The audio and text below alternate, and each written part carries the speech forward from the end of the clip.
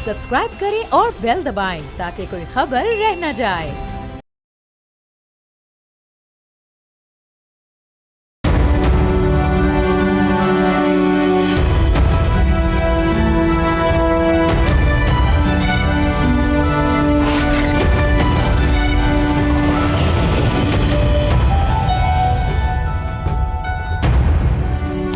खैबर पख्तूनख्वा की सूरत हाल में एक इंटरेस्टिंग डेवलपमेंट हुई है। साबिक वजीर आला अली अमीन गंडापुर ने मौजूदा वजीर आला सुहेल आफरीदी के बयान की तरदीद कर दी है, जिस बयान में सुहेल आफरीदी ने सबूत मांगे थे और कहा था कि रियासत सबूत दे के अफगानिस्तान से दहशतगर्दी होती है।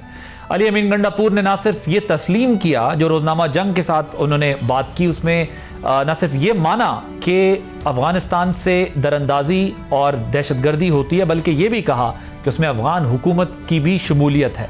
वो सिर्फ मामला टीटीपी नहीं बल्कि अफगान जो इंटरिम गवर्नमेंट वहाँ पर है उसके भी मुलव्वस होने के सबूत जो है वो मौजूद हैं। कलदम टीटीपी अफगानिस्तान से पाकिस्तान खुसूसन खैबर पख्तूनख्वा में दहशतगर्द कार्रवाइयों के लिए ऑपरेट करती है। तो सवाल ये पैदा होता है कि अली अमीन गंडापुर के इस बयान के बाद सुहेल आफरीदी क्या इसकी दोबारा से इसको तस्लीम करेंगे, तस्दीक करेंगे कि हाँ ऐसा होता था, या फिर अपनी बात पर कायम रहेंगे कि नहीं अभी भी उनको सबूत चाहिए, क्योंकि अली अमीन गंडापुर भी वज़ीर आला रहे हैं और वज़ीर आला के तौर पर उन्होंने ज़ाहिर है बहुत सारे सबूत खुद देखे होंगे जिसकी बुनियाद पर वो बात कर रहे हैं। तो क्या ये सिर्फ पॉलिटिकल बयानियाँ बनाने के लिए सुहेल आफरीदी ने जो है वो रियासती पॉइंट ऑफ व्यू को, रियासती नैरेटिव को जो कि बैनुल अक़वामी सतह पर तस्लीम किया जा रहा है कि अफगानिस्तान से दरअंदाजी होती है, अफगानिस्तान से दहशतगर्दी होती है, उसको तस्लीम करने से इनकार कर दिया है? और क्या ये सिर्फ सियासी मफादात की बुनियाद पर चीफ मिनिस्टर KPK ने जो है इतना बड़ा बयान जारी किया है जिसको दुनिया तस्लीम कर रही है कि अफगानिस्तान से दहशतगर्दी हो रही है? सो एक तो इस सूरत हाल पर हम बात करेंगे। दूसरी तरफ वजारत ख़जाना बहुत अंडर क्रिटिसिज्म रही है।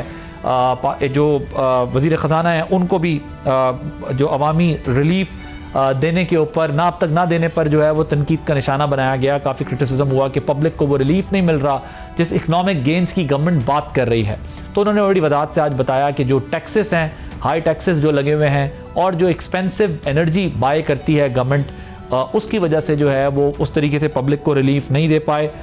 ये है वो एक रीज़न जिसकी वजह से कुछ कंपनीज जो हैं ये पाकिस्तान से अपने बिजनेसेस को रैप कर गई हैं। लेकिन आज उन्होंने एक इम्पॉर्टेंट जो डेवलपमेंट है उस पर साइन किए हैं। वो एक मुआहदा हुआ है लिबर्टी फाइनेंशियल के बीच में पाकिस्तान हुकूमत का, जिससे अब उन्होंने कहा है कि इकनॉमिकली पाकिस्तान आगे बढ़ेगा। ये एक लैंडमार्क एग्रीमेंट है और इसके ज़रिए जो डिजिटल इकॉनमी है उसको स्ट्रेंथन किया जाएगा और डिजिटल इकॉनमी के ज़रिए पाकिस्तान की जो इकनॉमिक प्रॉस्पेरिटी है वो लाई जाएगी।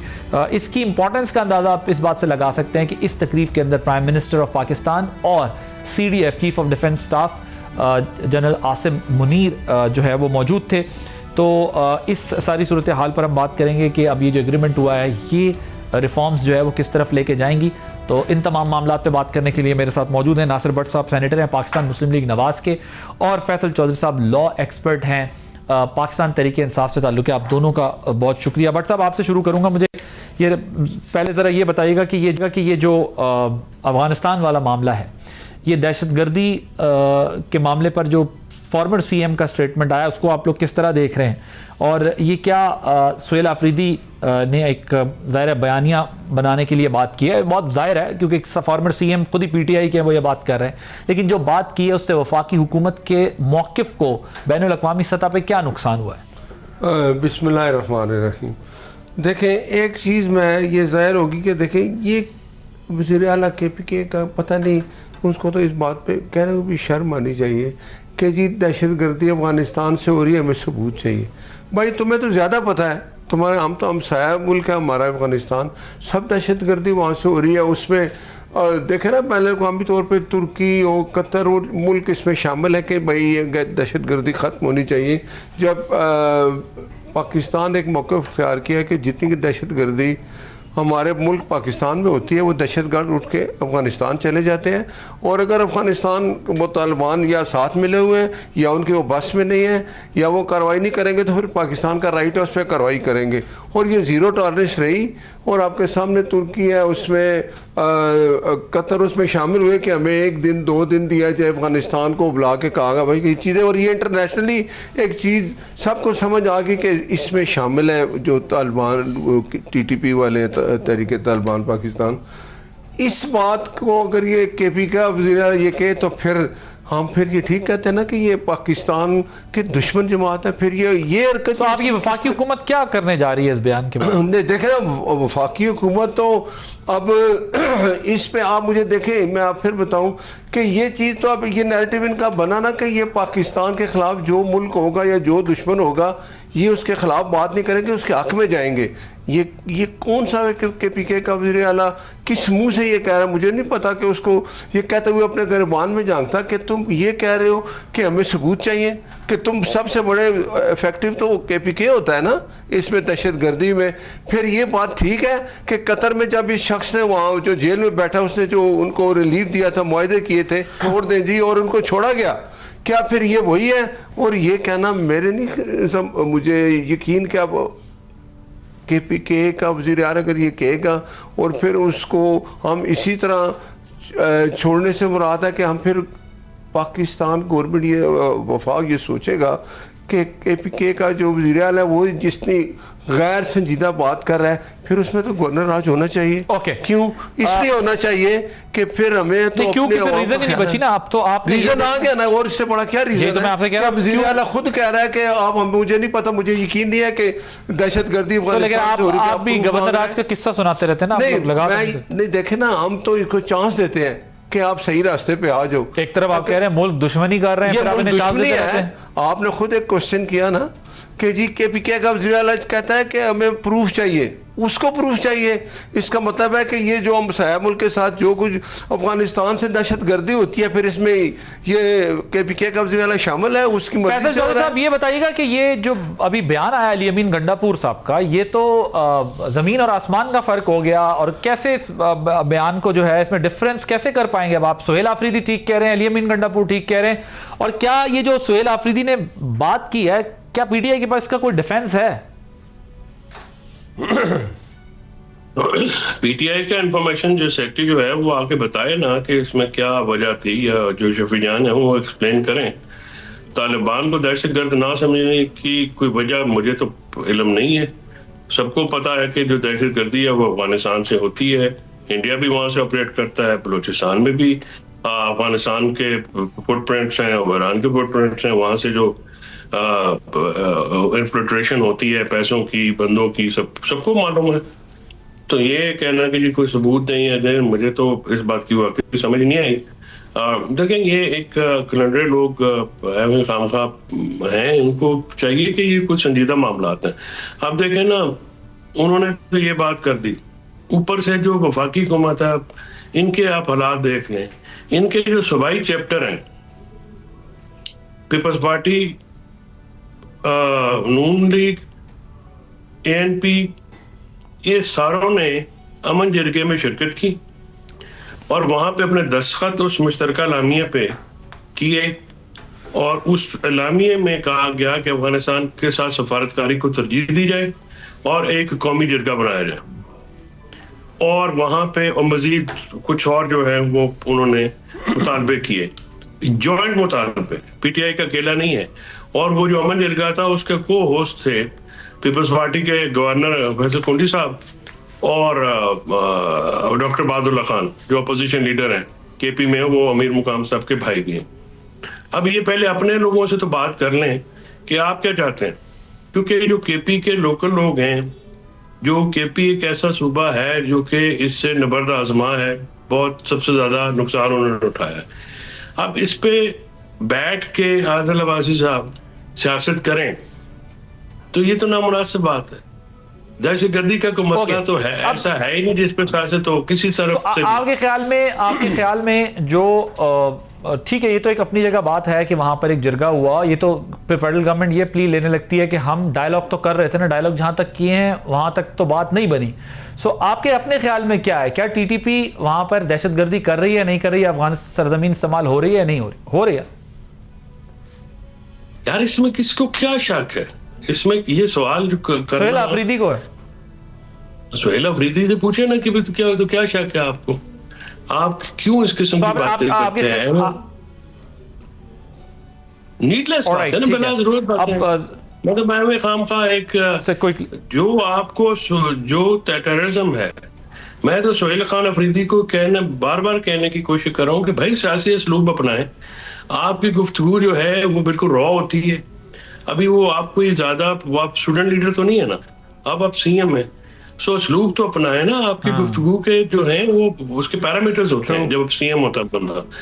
आम आदमी, मैं कुछ बात करूं, I can get away with that, मैं एक आम वर्कर हूँ, बात कर सकता हूँ एक आम शहरी केसेस है। लेकिन if I am a responsible person holding a government position, then I need to be very responsible ना जी, वेरी।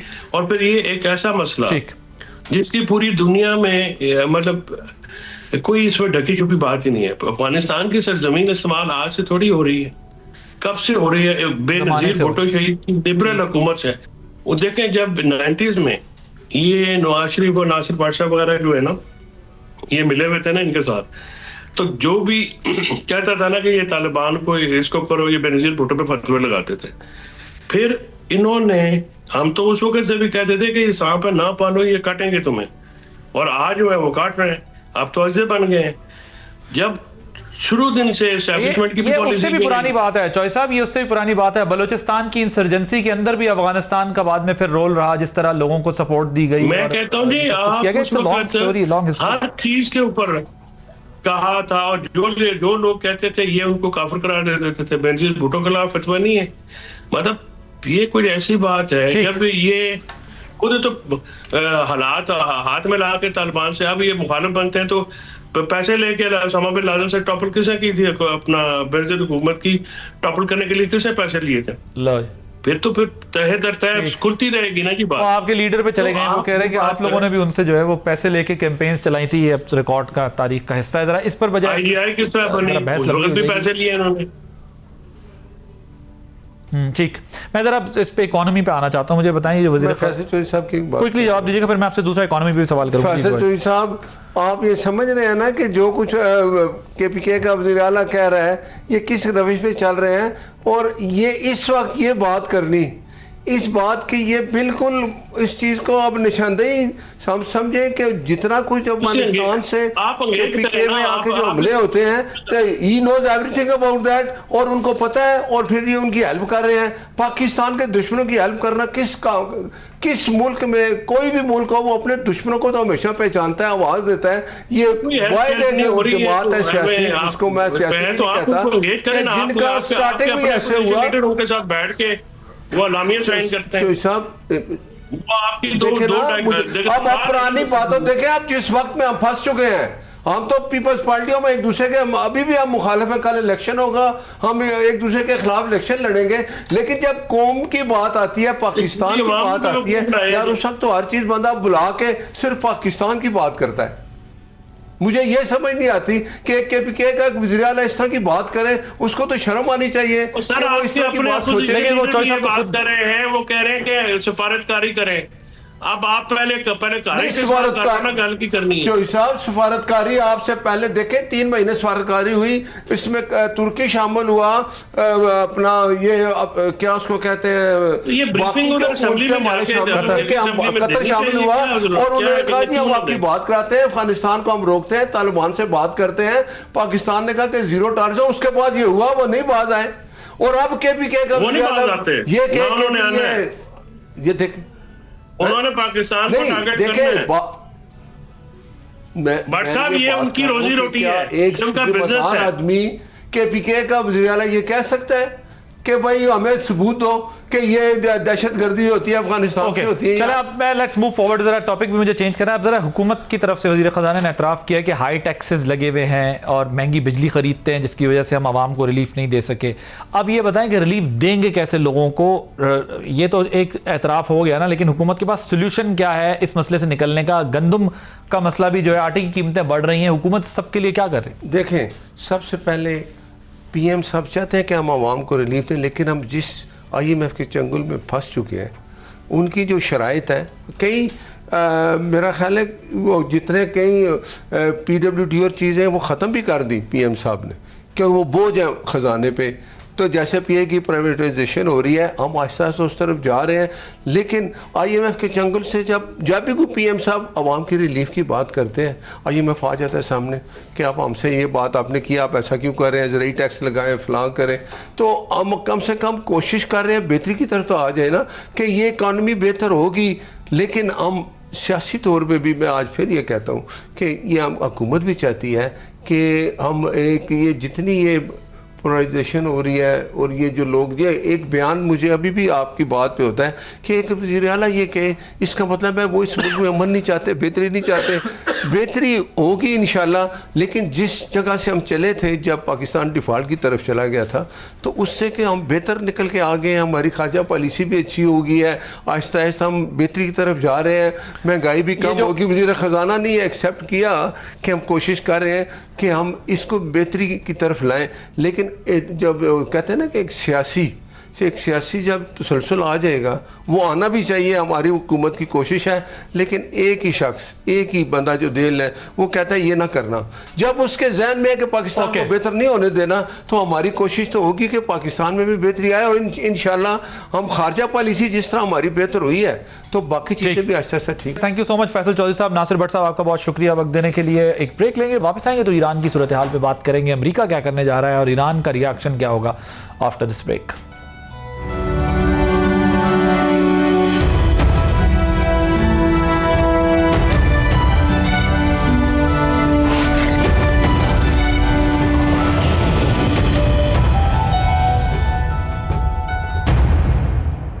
Welcome back. ईरान एक मल्टी डायमेंशनल क्राइसिस से गुजर रहा है। इस वक्त ईरान में सूरत हाल ये है कि इंटरनेट की बंदिश है, वहाँ पर एहतजाज, नेशन वाइड प्रोटेस्ट जारी हैं, और गवर्नमेंट की तरफ से भी सख्त स्टांस लिया गया है, ज़बरदस्त किस्म का एक्शन लिया जा रहा है, क्रैकडाउन हो रहा है, सिचुएशन कॉम्प्लिकेटेड होती जा रही है ईरान की।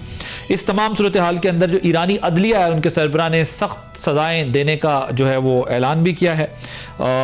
अमेरिकन प्रेसिडेंट ने वार्निंग दे दी है। अमेरिकन प्रेसिडेंट ने कहा है कि अगर सख्ती की गई अवाम के ऊपर, तो अमेरिका जो है वो एक्शन लेगा। अमेरिका क्या कार्रवाई करेगा, ये देखना होगा कि सख्त कार्रवाई क्या हो सकती है। इससे पहले भी अमेरिका जो है वो कुछ अरसा पहले ही पिछले साल अटैक कर गया ईरान के ऊपर। तो अमेरिकन प्रेसिडेंट की ये जो वार्निंग है, ये किस तरफ जाती है। दूसरी तरफ जो यूरोपियन कंट्रीज़ हैं, उन्होंने ईरानी एम्बेसडर्स को बुला के बहुत सख्त अपना एहतजाज रिकॉर्ड कराया है ईरान की सूरत हाल पर। इसके बरक्स रूस और चाइना ने इसको इंटरनल मैटर करार दिया है कि ये इंटरनल मैटर है ईरान का, और इसके ऊपर कोई कमेंट नहीं किया। लेकिन यूरोप की तरफ से एक रेजिस्टेंस आ रही है। तो अब जो ये क्राइसिस खड़ा हुआ है, रिजीम चेंज की तरफ, क्या ये ले जा सकता है सूरत हाल को? क्या वाकई ईरान के अंदर रिजीम चेंज होने जा रहा है? जिस किस्म के प्रोटेस्ट हो रहे हैं, और जो इंटरनेशनल फोर्सेस हैं वो क्या चाहती हैं, और अमेरिका जो है स्पेशली पर्टिकुलरली इस सिचुएशन के अंदर कहाँ तक जाता है, ईरान के अंदर निज़ाम की तब्दीली में कहाँ तक अपना रोल प्ले करना चाहता है, और क्या वाकई रिजीम चेंज एक रियलिटी बनता जा रहा है। इसी पे बात करने के लिए मेरे साथ मौजूद हैं जौहर सलीम साहब, फॉर्मर एम्बेसडर हैं, और ब्रिगेडियर रिटायर्ड मसूद अहमद खान साहब, डिफेंस एनालिस्ट हैं। आप दोनों का बहुत शुक्रिया। I start with you brigadier साहब, मुझे बताइएगा, ये जो अमेरिकन प्रेसिडेंट की तरफ से बार बार जो धमकियाँ आ रही हैं ईरान के मामले में, ये आपको लगता है कि ये कोई डूएबल ऑप्शंस हैं, या फिर सिर्फ एक साइकोलॉजिकल वॉरफेयर है ये, या एक साइकोलॉजिकल इम्पैक्ट देने की कोशिश की जा रही है ईरान को भी और ईरान में रहने वालों को?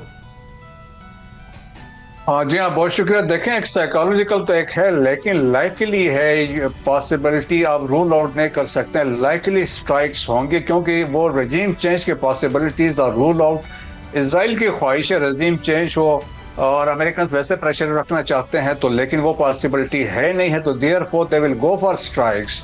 और स्पेशली जो ऑलरेडी इन्होंने जो चीज़ें डिसाइड की हैं, क्योंकि जिस तरीके से सिचुएशन बिल्ड इन्होंने की हैं, और जिस तरीके से जो ट्रम्प का जो लास्ट ट्वीट है, जिस तरीके हम आ रहे हैं, तो इसका मतलब है कि वो चीज़ें हैं, और आर्मी ने, मिलिट्री ने उसकी ऑलरेडी प्लानिंग की है। देखें, B-52 जहाज मूव कर दिए हैं, B-52 मूव हो गए हैं, रिफिलिंग जहाज वहाँ से already they are in the region. उनके बड़े स्ट्रॉन्ग बेसिस है, अल-उदैद बेस है, फॉरवर्ड सेंटकॉम का फॉरवर्ड हेडक्वार्टर भी है, एयर बेस भी है, 5th फ्लीट जिनकी बैठी हुई वहाँ पे बहरीन में है, और इसके अलावा 19 बेसिस विद मिडिल ईस्ट में। सो वो वहाँ पे बड़े स्ट्रेंथ में वहाँ पे ऑलरेडी बैठे हुए।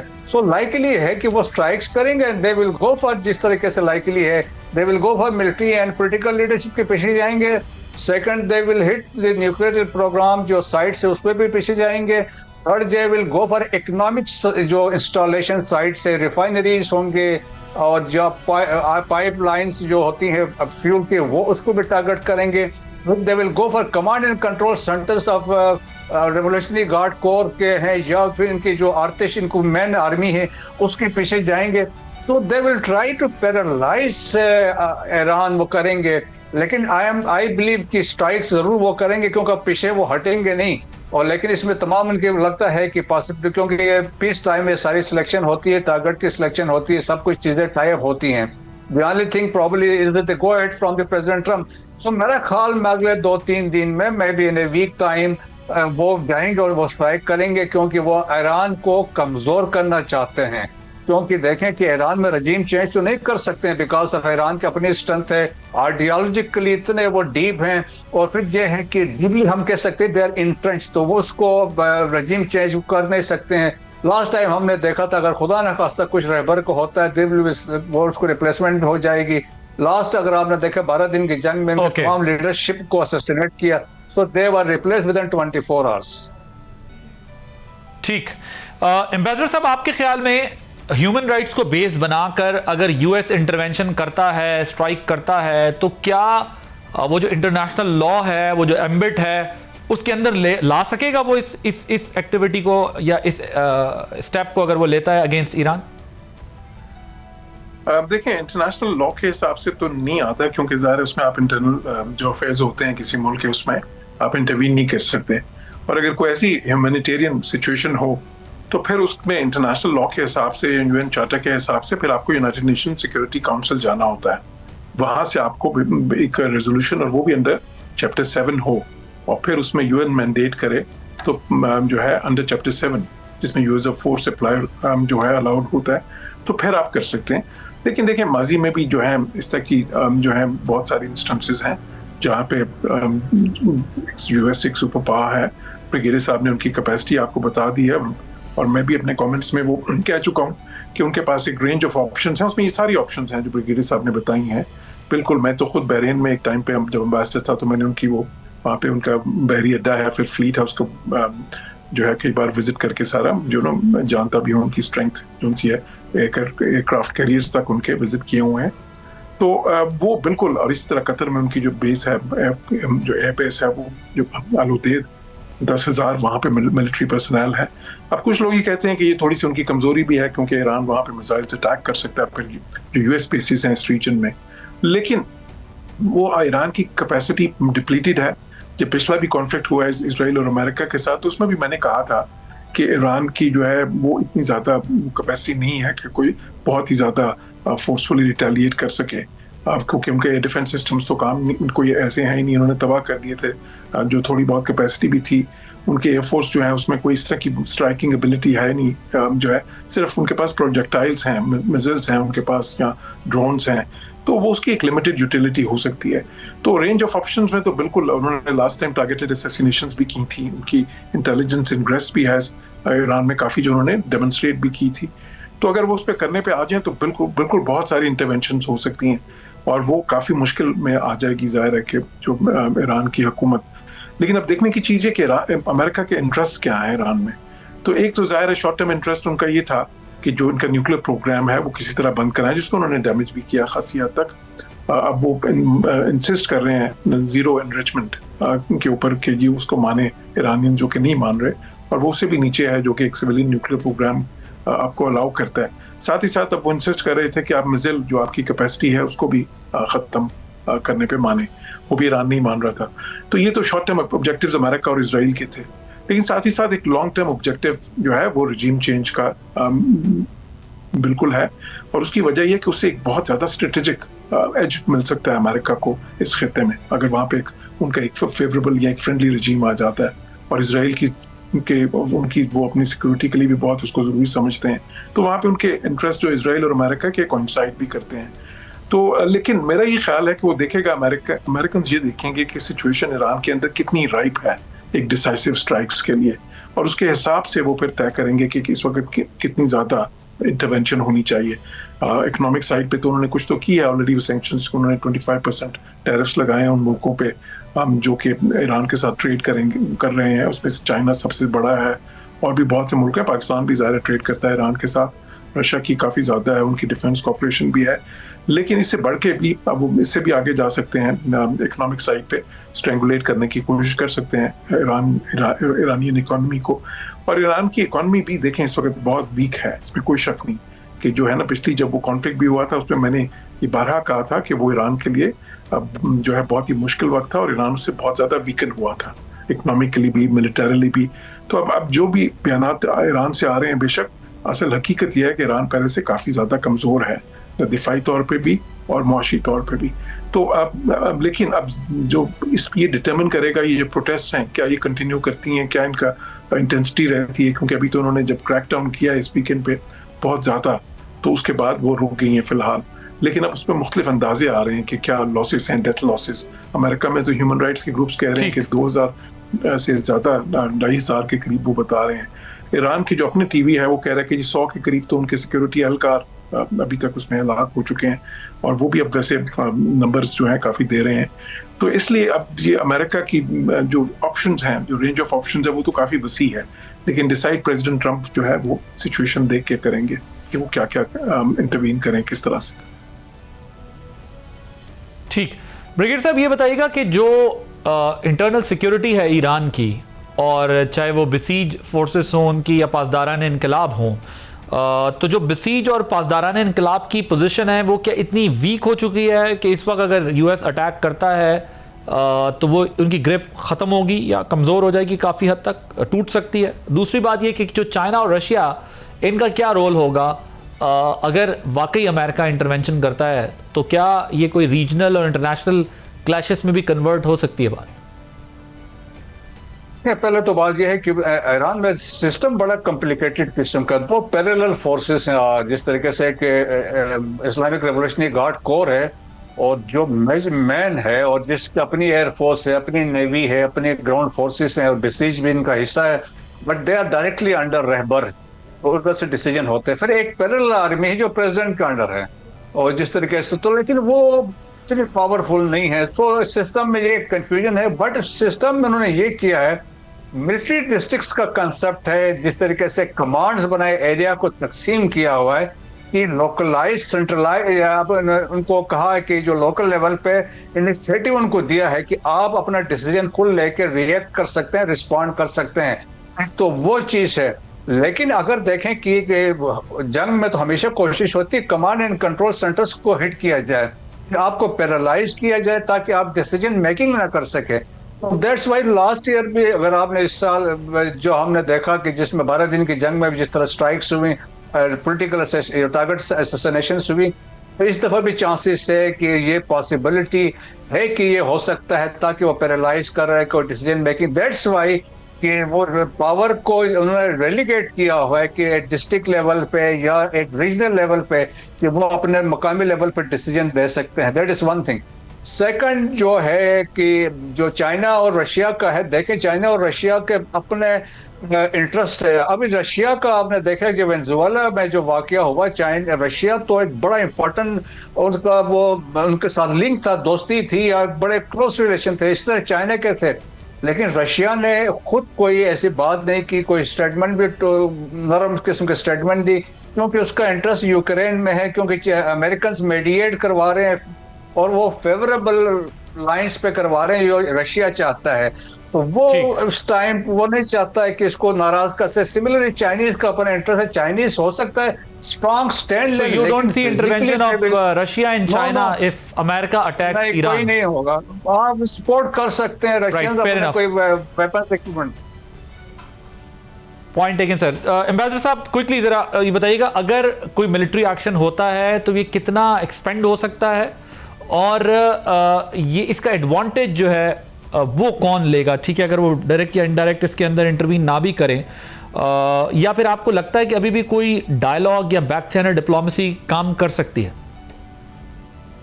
लेकिन डायलॉग तो चल रहा था, लेकिन अभी प्रेसिडेंट ट्रंप ने अनाउंस किया है कि वो उन्होंने डायलॉग ब्रेक कर दिया फिलहाल। उन्होंने कहा क्योंकि ईरान ने अभी जो एक्शंस लिए हैं उसके बाद, तो ईरान की तरफ से बार बार अमेरिका को ये ऑफर की जा रही थी कि जी आप हमसे निगोशिएट करें, और लग रहा था कि वो कंसेशंस देने पे तैयार है इस वक्त ईरान।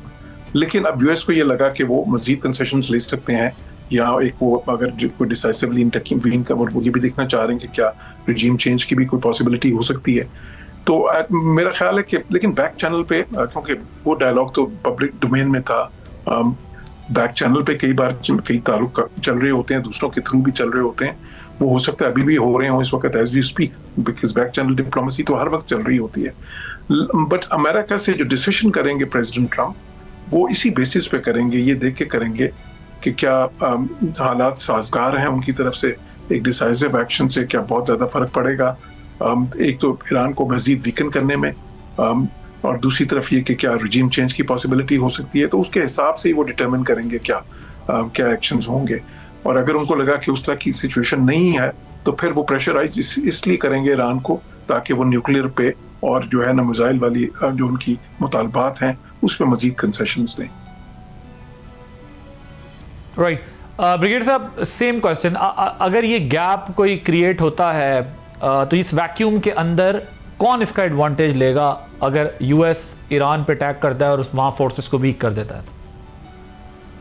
देखिए एडवांटेज तो नहीं है, क्योंकि अभी जो मिडिल ईस्ट में हमने हालात देखा है, वेस्ट एशिया में हालात बेहतर हुए, स्पेशली राइवलरीज जो शुरू में थी सऊदीज के साथ, सऊदीज तो अभी बिल्कुल अंडरस्टैंडिंग हो गई है। इवन बाकी जो मिडिल ईस्टर्न कंट्रीज थे, लिविंग साइड में भी यूएई है जिनके बहुत क्लोज लिंक्स है विद इजराइल, वो वाला एक फैक्टर है। बाकी कोई नहीं चाहेगा क्यों ईरान में कोई मसला हो, इंस्टेबिलिटी क्रिएट हो, क्योंकि it will have far reaching implication right from Syria से लेकर साउथ एशिया तक इसकी इम्प्लीकेशंस होंगी, डिफरेंट डायनेमिक्स इसमें है। तो कोई देर फोर को नहीं चाहेगा ईरान इस सूरत हाल में वीक हो, और यकीनन अमेरिका इसराइल तो चाहता है फ्रेगमेंटेशन ऑफ ईरान, क्योंकि इसमें ऑलरेडी देखे 3 किस्म के इंसर्जेंसीज चल रही है। कुर्दों पे एक अलग चल रही है, अहवाज में अहवाजी जिसे कहते हैं अरब से एक अलग चला रहे हैं, और बलोच एक अलग चला रहे हैं। सो वो इनको एक्सप्लॉइट कर सकते हैं, तो इसकी इम्प्लीकेशंस भी होंगी, बहुत सीरियस होंगी, जो किसी भी मुस्लिम मुल्क को नहीं चाहेगा, क्योंकि it will have implication on the others also. Right, thank you so much. Brigadier retired Masood Ahmed Khan साहब, जॉर्ज सलीम साहब मौजूद थे। आप गुफ्ते थे ईरान की सूरत हाल फिर कॉम्प्लिकेटेड है, दूसरी दफ़ा जो है वो अमेरिका गेयर अप हो रहा है।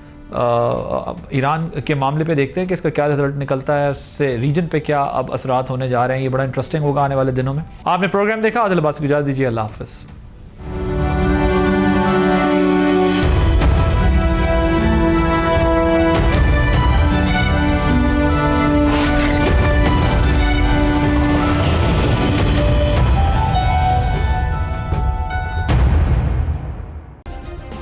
सब्सक्राइब करें और बेल दबाएं ताकि कोई खबर रह न जाए।